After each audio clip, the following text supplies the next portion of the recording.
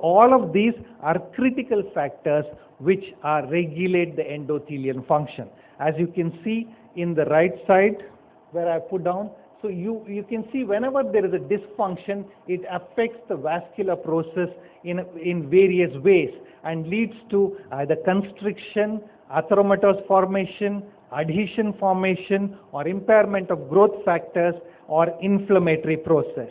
All these are bad. So consequent to this, endothelial nitric oxide, which we believe is primarily required for smooth muscle relaxation and vasodilatation, which is also essential for regulating the blood pressure, reduces the proliferation of vascular smooth muscle, protects the basal intima from injurious consequences of platelet aggregation, can get disrupted or can become inactive. So inactivity of nitric oxide in the vessel wall promotes to inflammation, oxidation of lipoproteins, smooth muscle proliferation, accumulation of lipid-rich material, and platelet activation and thrombosis. And this is the initial start of an atherosclerotic process. So consequent to this, the patient may manifest with ED, but we have to understand that this is a systemic phenomena, and a systemic phenomena, the next blood vessel which is equally prone is the cardiac blood vessel, and consequently we do understand that cardiac problems or cardiac inflammatory process or early cardiac thrombotic processes can happen. When you look at pathophysiology of vascular disease, we do know that these are some of the risk factors in terms of hypertension, dyslipidemia, hereditary, smoking, and diabetes. And we do know that there is a structural alteration which can happen whenever there is an oxidative stress, and that's why it's important to recognize men who have higher oxidative stress, because these are men who have death due to myocardial infarction, stroke, ischemia, or congestive heart failures because of functional loss of cardiac muscle. We do know that as Indians, we are the most prone for sudden death cardiac syndrome. You would hear of, I'm sure all of you have heard of one of your colleagues or a friend or a family member who suddenly dies, who didn't have any incidents of any nature, and we do believe many of this could be related to pathophysiology of vascular disease which was undetected. Why is this concept come up? Because we know that penile artery size-wise is 1 to 2 millimeter. When it reaches this, it triggers a clinical event of erectile dysfunction, whereas a coronary artery, for it to trigger, has to reduce by 3 to 4 millimeter to trigger a coronary artery disease. So consequent to this, the penile artery probably is the most sensitive artery to give you a functional effect, and that is easily manifested as erectile dysfunction. And we also know that ED is vascular. What predisposes us to ED is the diabetes, hypertension, dyslipidemia, tobacco, and these are the same risk factors for cardiovascular disease, and the effect is endothelial cell injury, which is in terms of vasoconstriction, thrombosis, erectile dysfunction, or atherosclerosis. So today's concept is, ladies and gentlemen, penis is a barometer of endothelial health more than a symptomatic treatment of erectile function. So please look at this patient as a potential cardiovascular risk unless proven otherwise. And that is what is the message I would like to convey, that erectile dysfunction is endothelial dysfunction, and these are potential risk factors which need to be identified, because as mechanisms of these become clearer, we could possibly look at factors which need to be modified, lifestyle changes which need to be changed in these individuals, and we could probably help, like Bobby Matthew put up, 30% of men who have these problems which are preventable or which could be reversed. And that is the concept which I think Bobby enforced very, very powerfully. Like, look at metabolic syndrome, and this is a typical picture of metabolic syndrome with ED, but Indian men may not have this. We also have the lean men with metabolic syndrome because of the fat mass being increased. So originally, erectile dysfunction was thought to be psychogenic causes, but it's now recognized that majority of these cases are organics. We do agree that psychological component can coexist, especially in younger men, and to some extent in other situations also. The etiology of ED is now known to be endothelial dysfunction, which accelerates atherosclerosis. And ED can be an early manifestation of cardiovascular disease occurring. What is the time gap we get in these men is proven to be 2 to 3 years.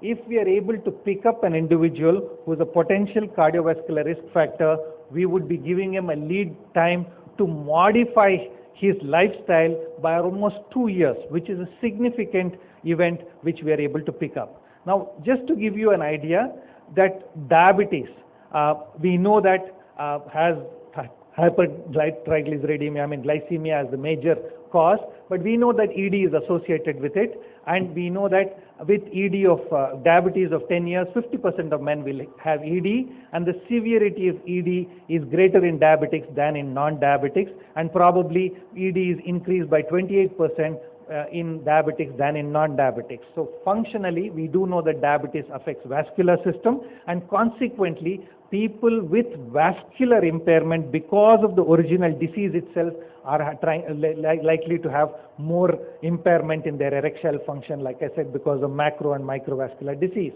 Similarly, smoking is an independent risk factor for ED. It also increases coronary vascular disease and hypertension. How does it act? It increases estrogen levels, which antagonize the effects of testosterone, contributing to ED.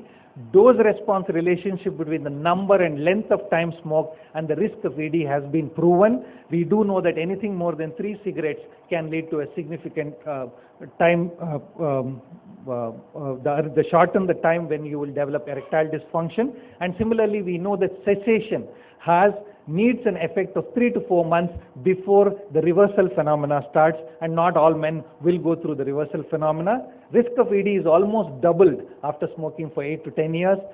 Passive smoking can also also increase the risk of developing ED, and we do know that cessation definitely improves ED, and that is well known. Hyperlipidemia, we know, is a risk factor for ED. Low levels of protective high-density lipoprotein cholesterol is also a risk factor for ED. High levels of HDL cholesterol reduces the risk, and hypertension, of course, we know is a cause for ED. Any blood pressure elevation above 140 millimeter are twice likely to have erectile dysfunction than those men with lesser than 140 millimeter, and reduction in blood pressure improves erectile dysfunction. There is a lack of evidence at this point in time to support blood pressure control via medication in reversing ED, because it may be pathologically at the level of cavernosal smooth muscle, and lifestyle changes are important. Now, obesity, we know, is an independent risk factor for coronary vascular disease. Hip to waist ratio is increased in coronary vascular disease. Associated with low testosterone, it can potentiate an ED as well as coronary vascular disease. So, associated with emerging risk factors, we also know that C-reactive protein and interleukin are important markers in those men with obesity who are likely to develop ED. And we know that BMI more than 28.7% have a 30% greater risk of ED than less than 25. So why did I put up all these slides? It is just to show that there are so many triggers we can look at, so many events we could modify in these men, and look at trying to reverse these processes, and which will be beneficial. Depression, just like Sam Abraham asked, is one of the most important psychogenic causes of ED. Patients presenting with ED should be screened for depression and vice versa, and most patients, especially after a cardiac event, would get depressed, and that can affect. Alcohol, excess alcohol intake, we know, is a risk factor in developing ED. Drugs for CVD also can worsen ED. Beta blockers are known to cause ED. Alpha blockers, to a lesser extent than beta blockers, are known to cause ED. So, antihypertensives, you have a huge gamut of drugs which lead to ED, and these are some of the drugs which I have put up which can cause these kind of factors. So, emerging risk factors for CVD, coronary vascular disease, such as fibrinogen, lipoprotein, CRP, have also been suggested as risk factors for ED. So hyperhomocystinemia has been suggested to be an independent risk factor for ED, increasing the risk is ED by threefold. Homocysteine levels, we all know, naturally increases by age, so it needs a careful monitoring and understanding who has these risk factors. So ladies and gentlemen, erectile function has a different connotation now. It is not just about looking at the penis, just taking a questionnaire and trying to say, okay, you have got a psychogenic or an organic ED, take a sildenafil, go home, you should be all right. You are looking at trying to help this understand whether these individuals have a significant coronary risk factor. What could be the reason for the coronary risk factor, if at all? We do understand not all men have. We know that about 20 to 25% of these men could have a potential coronary risk factor. Then we are looking at identifying the possible reasons for these risk factors and modifying those risk factors. So in terms of ED, history and physical, what is the concept we need to understand? We need to understand, is there a risk for heart disease? One, from the understanding point of view, whether there is an endothelial dysfunction which is affecting the heart. And secondly, we also need to understand whether the heart is safe enough for an oral therapy, and that is what we need to evaluate these men for. Is there a signs of low testosterone? Because we understand that by Professor Venkatramana's talk, you do understand that there is andropause or late onset hypogonadism or partial androgen deficiency, however you may want to call it, and it could be a potential contributor for many men with erectile dysfunction. Any psychological issues which needs to be corrected in men with form of sex therapy? Is there an associated premature ejaculation? Any penile deformity? So what we are trying to do is to understand what can we rehabilitate in the penis, and that is called as penile rehabilitation.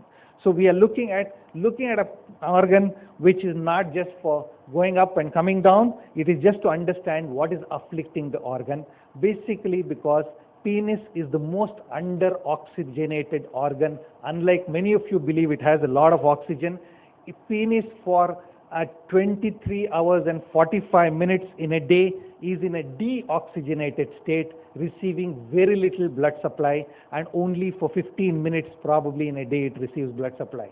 So it's the most chronic deoxygenated organ in the body. So not every patient needs lab tests, so your evaluation should be to understand. I'm not going to cover this because I'm sure my esteemed colleagues would have covered this. Specific for ED, we do have testosterone and an LH, and very rarely an FSH. Thyroid function is optional, and of course in the era of metabolic syndrome, we need to understand whom we need to evaluate for lipid profile, HbA1c and fasting glucose. But there is a need for advanced tests which we will look at. Now, what do we hope to achieve? Fundamentally, we need to get this concept that what are we trying to achieve? Like I said, we are trying to evaluate whether there is a cardiovascular risk factor, because we need to understand there are certain factors we can modify in terms of lifestyle, exercise, smoking, BMI, stress. Modified with medications is lipid, BP, glycemic controls. Not modifiable is family history, age and gender. We cannot modify that. But we have a whole group of people whom we can modify with various methods. So we need to evaluate. So in terms of erectile dysfunction management, has it changed? Yes, it has changed because of the fact that now we are looking at evaluating these men from a potential cardiovascular risk. I will cover how these evaluations have evolved in the next lecture, but I just wanted to bring in this concept that erectile dysfunction is not about only looking at the penis, asking what is the grade of your erection, 1, 2, 3, 4, you got a grade 2 erection, take a sildenafil, go home, you are getting an erection, be happy with it. You need to potentially look at people who have what is the significance of, what is the reason for the erectile dysfunction, what may be the cause, and how do we diagnose this cause, and how do we address this cause. That is the goal of erectile dysfunction today, and that's what we believe is the best method to go about evaluating and understanding erectile function. Thank you very much, ladies and gentlemen. Dr. Vasan was not here for the inaugural function. Sir is the andrologist, is the best andrologist of India. He is highly honored in the field of infertility. He has got many approaches in the male infertility. He is doing the advanced procedures in his center. I've got a great respect for him. I used to hear him years back, but when I approached him, I was really worried whether he will be good. But he was down. He's a down-to-earth person. and he is an invited, he's an international speaker. He is the President of Indian Continence Foundation. He is the President Andrology Forum of India. He is the Council Member of Asia Pacific Continence Advisory Board, former Trustee International Continence Society. We have 3 more sessions of him. He is running short at time. He is having a busy schedule. Sir, we are highly obliged to have you here because we value lectures very much. Thank you, sir. Thank you very much. Thank you. I'd like to welcome Sister Mary Marcellus, gynecologist and fertility specialist, LLN Hospital, Kirango, to please present him with a memento.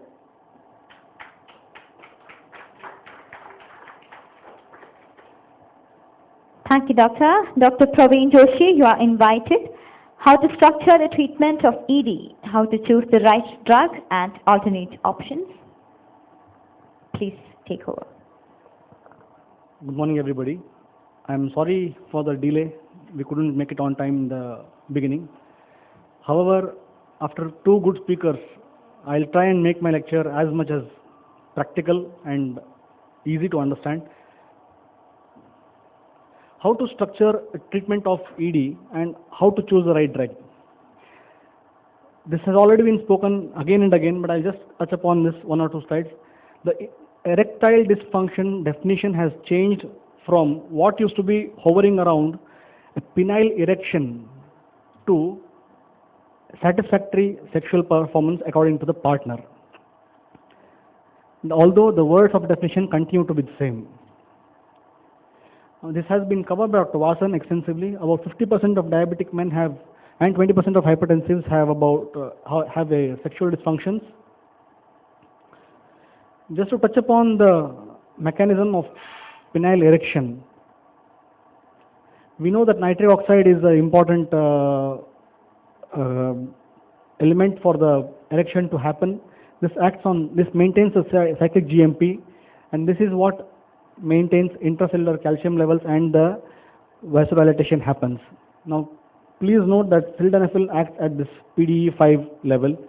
PDE5 inhibition happens at that, and hence CGMP is maintained at a higher level.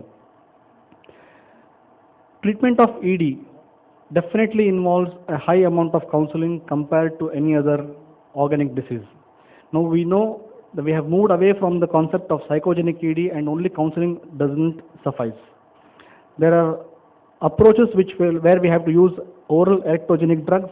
Maybe we will have to scale it up. Maybe we'll have to take it to the next level using alternate methods. According to me, if we have to classify treatment of ED, it is into 2 broad categories. One, where we can specifically know the cause of the ED, treat the cause and erection restores, versus a non-specific treatment. Non-specific treatment in conditions where we cannot cure the condition. We can modify, we can correct it, we can improve the erection abilities. 99% of our patients usually will have this condition wherein we may not be able to achieve complete cure, but at least we can take them to a better level. Now, these are all the avenues for non-specific treatment of ED. The first and foremost, nowadays, first line of approach is with a PDE5 inhibitor.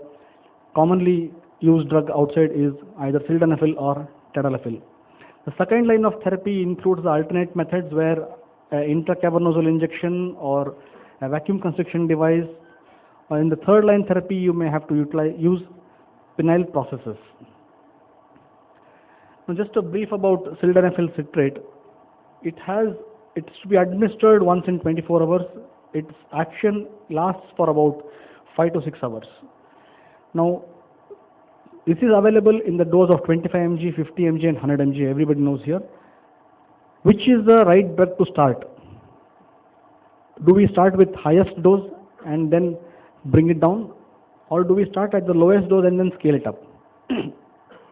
This is important because these patients seldom continue the medications when they are started on higher dose. They may achieve erection, they may be satisfied with sexual activity, but the adverse effects of sildenafil or any PDE5 inhibitors force them to become non-compliant.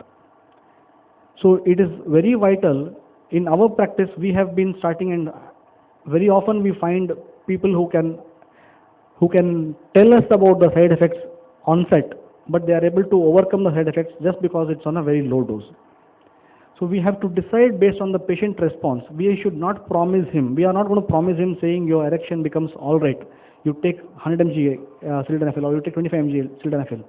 We will tell him we will enhance the vascularity of your penis by using these drugs and then see the response. So with the response of low dose sildenafil, we always try to scale up, and the maximum dose we use is about 100 mg. Tadalafil came in after sildenafil. However, it's being used rampantly. A practical point of application between sildenafil and tadalafil is that older men above 40, I would not call people above 40 as old, say people above 50 compared to people less than 50 tolerate better tadalafil than sildenafil, than the younger one. Younger people tolerate tadalafil worse. They come back with severe backache and they become non-compliant. This is a comparison between sildenafil, tadalafil and vardenafil. The point to note here is that tadalafil has a long acting phase, and hence it is also called as a weekend drug. Now, how to choose amongst all these armamentarium, how to choose a PDE5 inhibitor? This is purely dependent on the patient we are managing. Does he require easy active sexually every day? Easy active sexually once in a while. Now, for somebody who is active sexually almost every day, he may be benefited by a long acting drug wherein he can take once and then the effect lasts for more than 24 hours. Is it better to treat them on demand basis or is it better to treat them continuously? Now, there have been animal studies which have shown a definite architectural improvement when they have been treated with continuous medications. In human beings also some studies have been conducted, but they are not structured. The studies were not structured in a very well-structured manner. However, the outcome of these studies are tadalafil was found to be efficacious, but contradicting to this, vardenafil was not shown to have a sustained benefit. Nevertheless, it is still a beneficial thing to continue patient on a daily administration because it gives us two advantages. One, patient will have continuous revascularization, what Dr. Vasan just mentioned as penile rehabilitation. Number two, if he finishes his course of medications, he knows he has to come back to you. You have a better follow-up. If somebody who is taking SOS basis, he may or may not come back to you for a long time. Most of the PDE5 inhibitors have similar side effects. Myalgia is extreme with tadalafil, and vision disturbances are noted more with sildenafil. Non-arthritic anterior ischemic optic neuropathy has been noted in a very small population, but it's a very significant side effect. The risk factors for this are elderly age group, people with comorbidities like diabetes, hypertension, ischemic heart disease, and smokers. Now, a chronic use, daily use of sildenafil, does it cause tachyphylaxis? It has been noted to have tachyphylaxis in up to 75% of people at the end of 3 years and up to 64% at 3 months. Then why do we continue to use it? Yes, we don't want to use this for years together. We would like to use it in a short bursts of continuous usage. This is what gives us maximum benefits from these medications. For somebody who is not responding to medications, there are other means where we have to decide to either reverse the phenomenon, pathology, or to go to the next level. Why will anybody fail if they are on PDE5 inhibitors? Not everybody succeeds. There were studies which have shown only up to 50% of success, in fact less than 50% success in patients who have been treated with PDE5 inhibitors. And there are studies which have shown up to 70 to 90% patient satisfaction and partner satisfaction. Now, why people fail? It may be because of inadequate dosage. It may be because of non-addressing of lack of testosterone, which is very important, or it may be because the administration pattern was not right. Now, if we recollect from other lectures or any other practice, we know that sildenafil is a drug best absorbed on an empty stomach. Tadalafil, they say, is not mandated to take it on an empty stomach, but the benefits in clinical practice we have seen are better if taken on an empty stomach. Now here the estimation of androgen levels that has been already discussed in a detailed manner comes again. This will be discussed again and again over the coming lectures. And the associated comorbidities. We should never forget that the patient may have gone for a cavernosal tissue which is not responding. It needs to have some strength within it to respond to the use of sildenafil, and nitric oxide production should be happening at the level of endothelium. Is it safe to prescribe sildenafil or tadalafil in the OPD practice? Yes, if we can make a good clinical judgment about our patient, yes, we can. Now, Princeton 2 consensus tells that each of these patients can be categorized into 3 risk categories: low risk, intermediate, and high risk people. Low risk people, we can safely prescribe all these medications.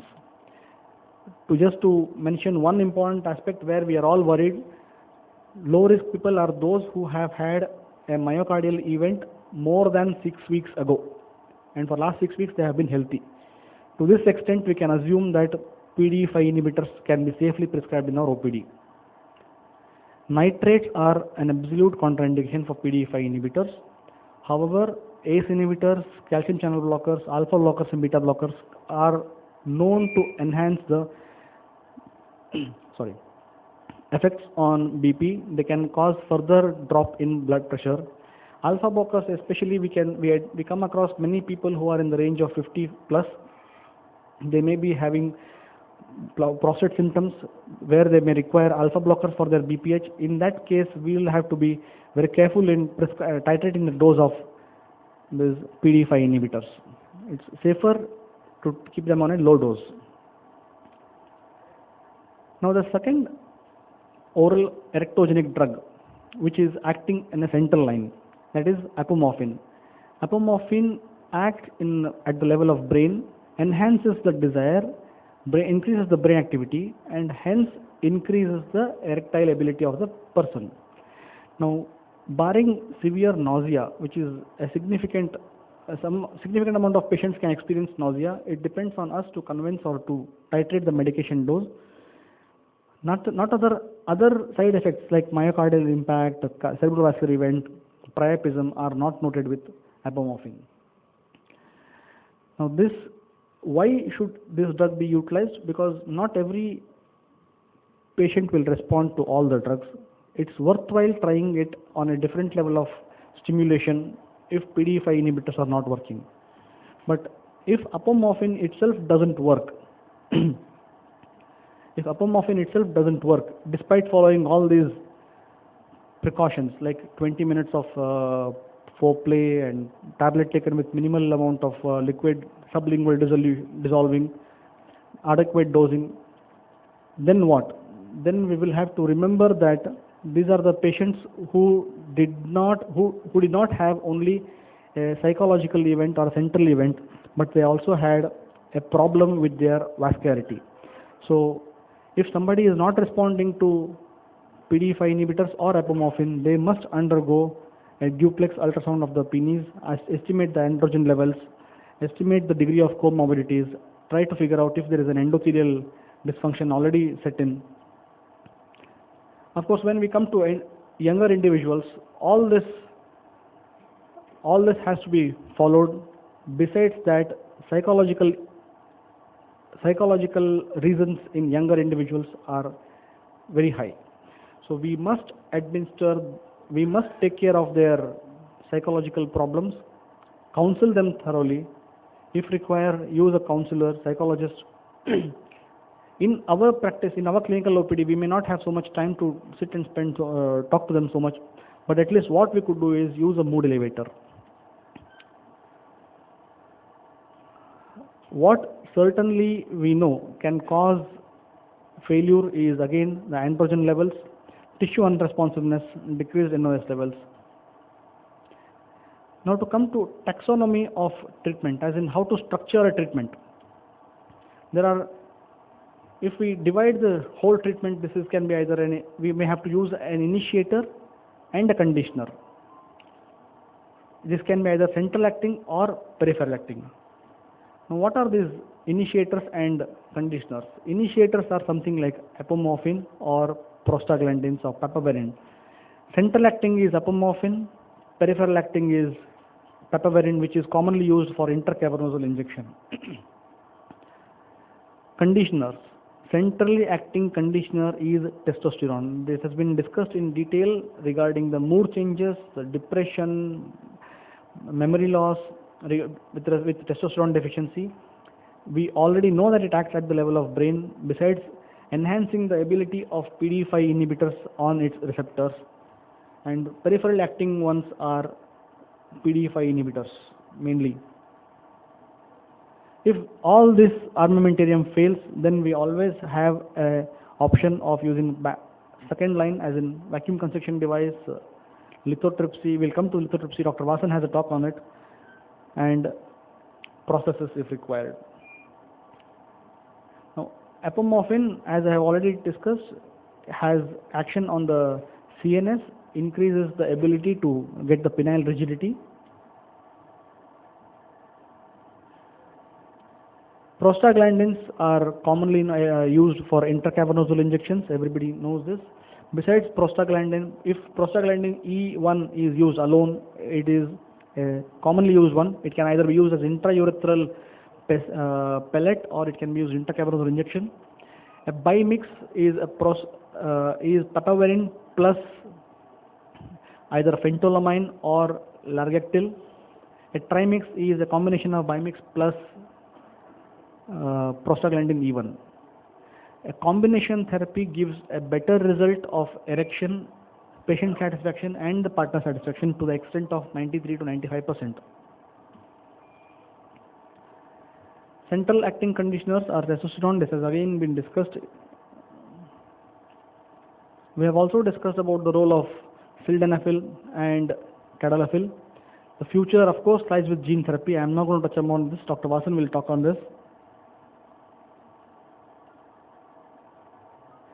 If someone fails the regular dosage of PDE5 inhibitors, what next? We have to decide on the scaling up of dose, androgen level assessment, if required, supplement a dose of testosterone.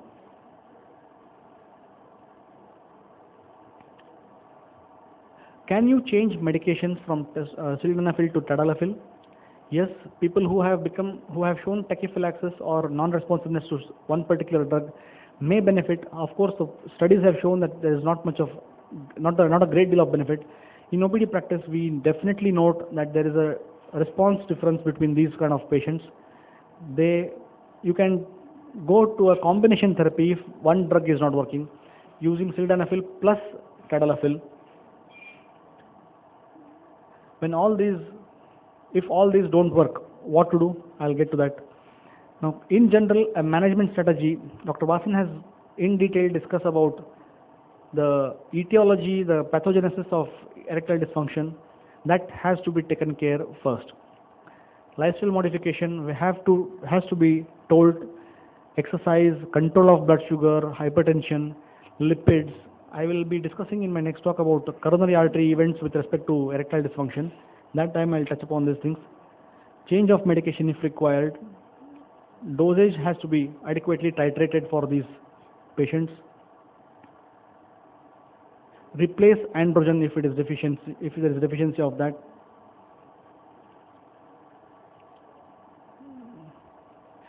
This is a very important event. Patients definitely consume sildenafil or tadalafil and they fail to what is called as stimulation duration.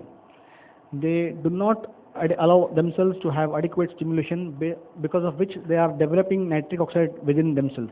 If they take the medication after food and quietly sleep assuming that the drug will act when the erection has to happen, it will happen and then they can perform, that is wrong way of dealing with it. They have to be told upfront when they take the medications that they have to take it on an empty stomach, and then adequate sexual stimulation is required. Use a combination therapy if required. There are methods.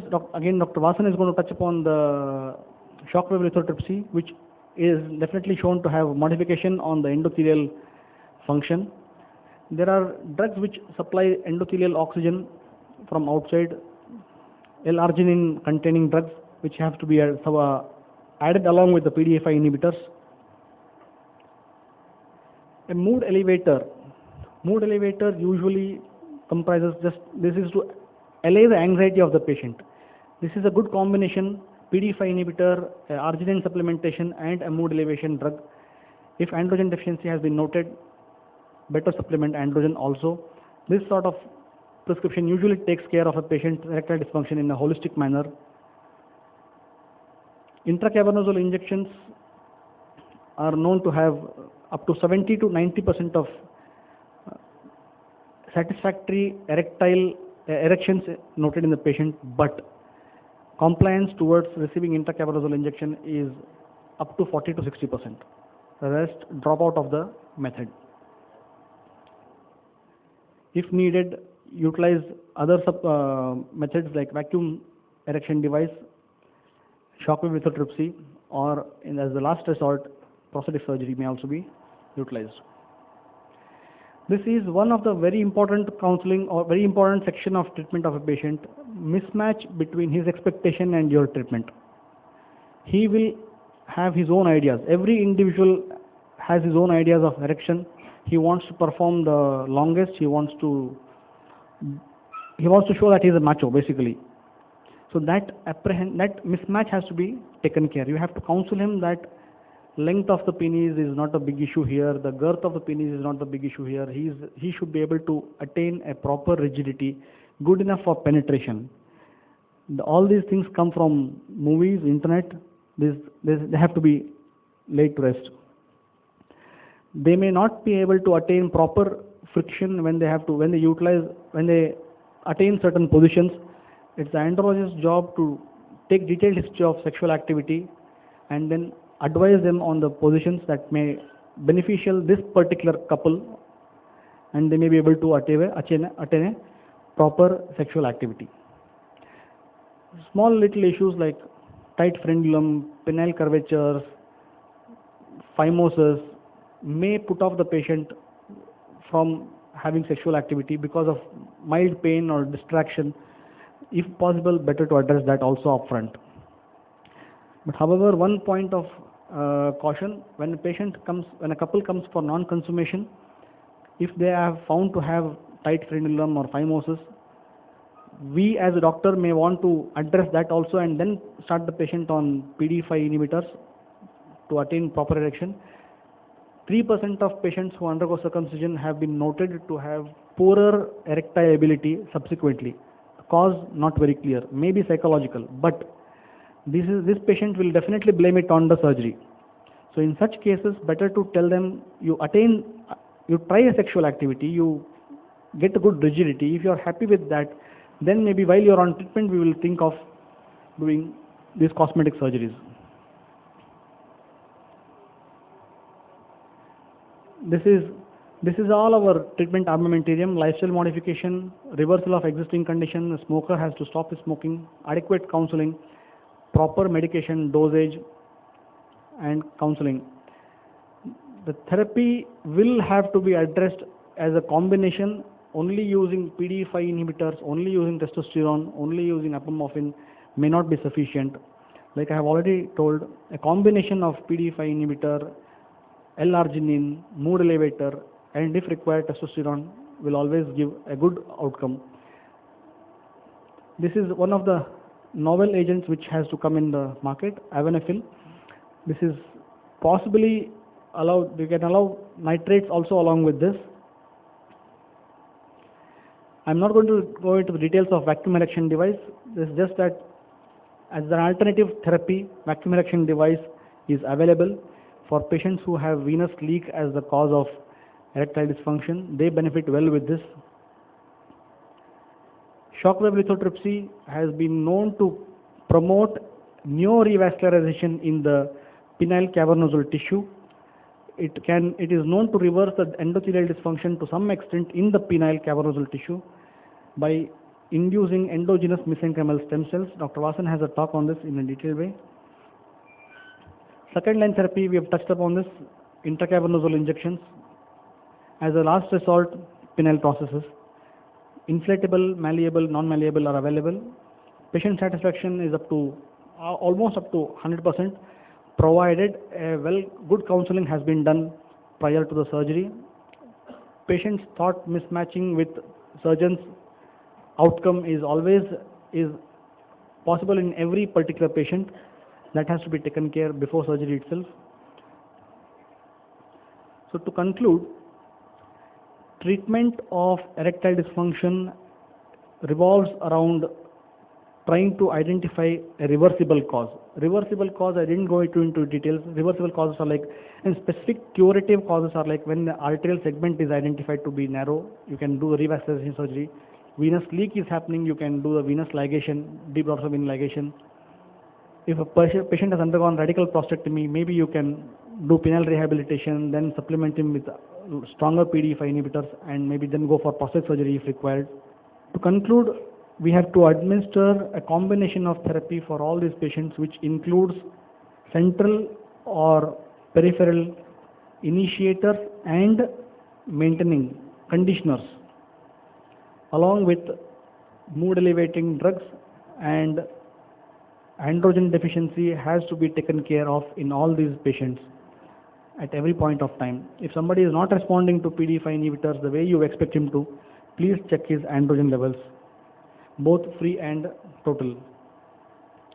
There are other means of therapy available. We should not hesitate in going to the next level if adequate amount of dosing, timing, everything has been done properly in the first level. We can always go to the next level of therapy as vacuum aeration device, shockwave lithotripsy, or penile process in the end. Thank you. Dr. Praveen B. Joshi is a consultant uroandrologist at Manipal Angor Andrology Reproductive Series, the premier center in India. Thank you for the excellent talk. Thank you, sir. So, on patients who have failed on sildenafil, what about the daily sildenafil or tadalafil? What about the daily dosing? Do you advocate daily that they taking the tablet? Yes, sir. These are the patients who do very well in the long run. Like Dr. Vasan has told, 23 hours, 45 minutes, penis has hypoxia. So with PDE5 inhibitors, we know the vascularization is better. In fact, in several of the studies after radical prostatectomy, they use tadalafil to what is called as penile rehabilitation at 5 mg, 10 mg and 20 mg also. They may not at that level achieve good erection, but at least their ability to recover at the end of 1 year is definitely there in a nerve-sparing radical prostatectomy. These are the studies which show that if you revascularize the penis at a very early stage to avoid hypoxia, your architecture of the penis is more conducive to attain a good erection. Similarly, nobody can tolerate, if we extrapolate this to utilization of tadalafil or sildenafil to the full dose per day, nobody can tolerate it in its fullest extent. Rather, most patients will become non-compliant. So it is safer to start them on a regular dose at a lower dose, like say 25 mg twice a day. At the end of 15-20 days or maybe 3 weeks, scale it up to 50 mg once at night. Then when you are reasonably sure that he is achieving good revascularization, good erection, patient will come and tell you, sir, I am having good erection with medicine, sometimes without medicine. Now these are, at that point in time, you can take a call. Yes, this man is responding well. It's maybe I can try reducing the dose to 25 mg HSOD, and subsequently maybe I can do it with half tablet once in 2 days. That way we have to scale it up. We have to alter the doses. We have to use it on a daily basis. Sometimes people use it to a tune of 8 to 9 months or sometimes 1 year. Which you prefer, sildenafil or tadalafil, which is more better? In younger group of patients, we have found they tolerate sildenafil well. There is as such no study to support this. Most of the drug we have to choose with respect to the activity, sexual activity, frequency, the duration of erection he wants to have, all that. But in younger group of patients, we prefer to start them on sildenafil because they tolerate it better, even if they have a side effect. The effect of sildenafil washes off in 5 hours, so these people become better to the rest of the day. Tadalafil are better tolerated at a little elderly age group. I would not say above 60, say 50 and above. Tachyphylaxis on long-term use? Tachyphylaxis is noted. So like I showed in one of my slides, up to 70% people are known to have tachyphylaxis at the end of 3 years. Then switching from one to other, does it help? No study to prove it. Only 12% benefit has been noted. But in clinical practice, yes, it does. It does show that patients do benefit. What can we do is we can simply stop the medication for 2 months or 3 months. Then they get back their ability to respond. Joshi, I am a pediatric surgeon. So my question is, so when will you start the treatment? So I think you are talking all these things at later age. I think the erection start from the adolescent. So when will you start the treatment? Are you treating the younger ones? Are you picking them early? Or is there any modality for picking them in their early childhood or in the adolescent age? Any cause like vasculitis? Any studies is conducted for this? You are only treating after marriage or after sexual function is starting. And actually the erection starts from very beginning. The day one itself, the erection is there. So I want to know, I am a pediatric surgeon, so I want to know when will you pick up this case, when will you treat them, and what is the earliest time you can give them guidelines and correct this debilitating illness. Because I have seen many mothers bringing child to me because his child, the son's phallus is not at all rigid, never get rigid, it is flaccid, whereas my elder child is okay, neighboring child is okay, this is always good. So when I look at it, it is really flaccid. So why I attend this conference also, I want to get some highlights. How can we pick them early? Is there any solution? So I am happy to hear something from you. Now in practice, we usually do not treat people who are not involved in sexual activity. We allow them to come and tell us that they are having sexual dysfunction.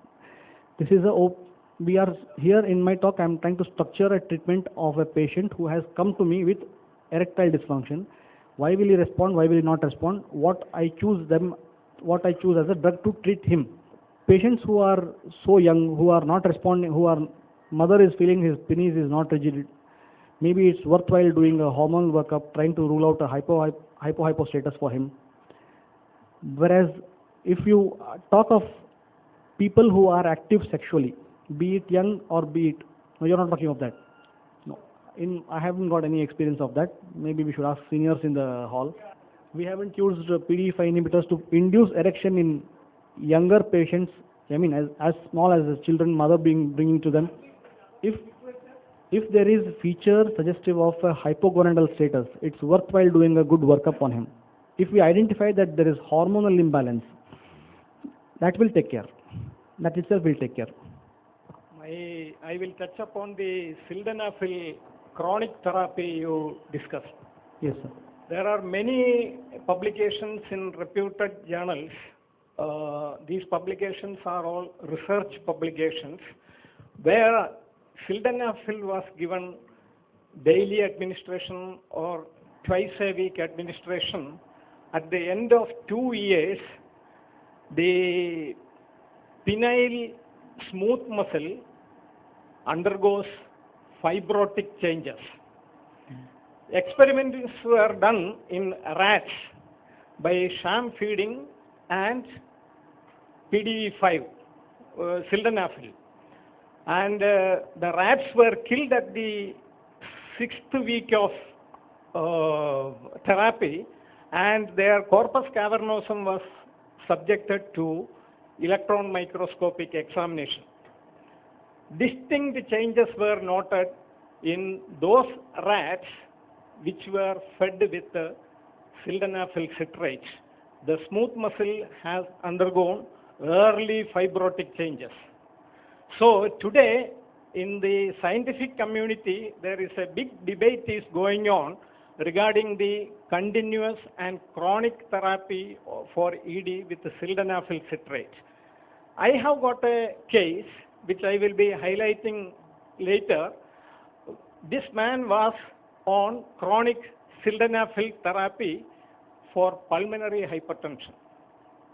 He got married and then he developed a erectile dysfunction. And when we did a color duplex Doppler ultrasound, he had a severe arteriolar erectile dysfunction, and which we had to submit him for a penile implant. So the current recommendation is chronic sildenafil therapy is not recommended as a part of treatment for ED. It is for a short-term therapy, sildenafil can be given. I agree with you, sir. But regarding sildenafil inducing fibrosis within 6 weeks, if that were to be the case, maybe every alternate patient who is on PDE5 inhibitor should have come back with some sort of problem. That may not actually happen in a clinical scenario given to us. No. If you evaluate a patient coming with ED, most of these patients have already exposed to sildenafil therapy, either as an over-the-counter prescription which they are getting, and most of them have already tried whatever is available in the market. After that only they are coming to a doctor to see the patient. And when we take the history, we come to know that these patients are on sildenafil. Different varieties of sildenafil preparations are available in the market, and they are buying and eating it. And at the end of 1 year, 2 years, they are coming with ED and telling that there is no response with even 100, 200 milligram doses. So Yes. this is an eye-opener. Yes. To respond to our pediatric surgeons, this one, I too get parents who bring their children. One complaint is the penis is not properly grown as compared to other siblings or the classmates. Second thing, they find some children getting reflex erection when they are passing urine, passing stools, and this boy is not getting. Now it's a big question mark how to handle this. Normally what I do is I try to rule out organogenic factors if it's possible. I also take the help of pediatrician endocrinologist, because the risk of testosterone replacement before the fusion of epiphysis is a risky thing if you start testosterone. The only thing which I am doing is monitoring every 6 months with them with the help of my pediatrician friend and endocrinologist. The only thing at the moment I can do. Now, it may be little off the track, because there are many questions that have been raised, not only to this erudite speaker, other speakers. If this is so, what are they going to do? If it doesn't work, what is going to happen? I would like to bring in a small corrective caution here. When we are talking here, we are already assuming all these cases are only due to organogenic factors. Why is that a client is coming to us with the problem of erectile dysfunction, like Dr. Bobby told, that they don't mind waiting for 6 months for diabetes treatment, they don't mind waiting for some other treatment, but as far as the ED is concerned, they want to come to the doctor quickly. Why? Because man hangs his self-esteem on the penis. That is why, prior to starting taking the history, we must ask the question, why do you want to have sex? There are umpteen number of reasons why people do want to have sex. We are assuming it's only for pleasure, getting erection, performing. Not so. Take, for example, the case of a rape. Lack of time, I'm not going to all the details, just bringing that the Delhi gang rape case, which took place last year. Now, the rapist's pleasure does not come by the act of intercourse. The pleasure comes by subjugating other person, humiliating, and is a sadist. So sex is a tool, but the real reason is different.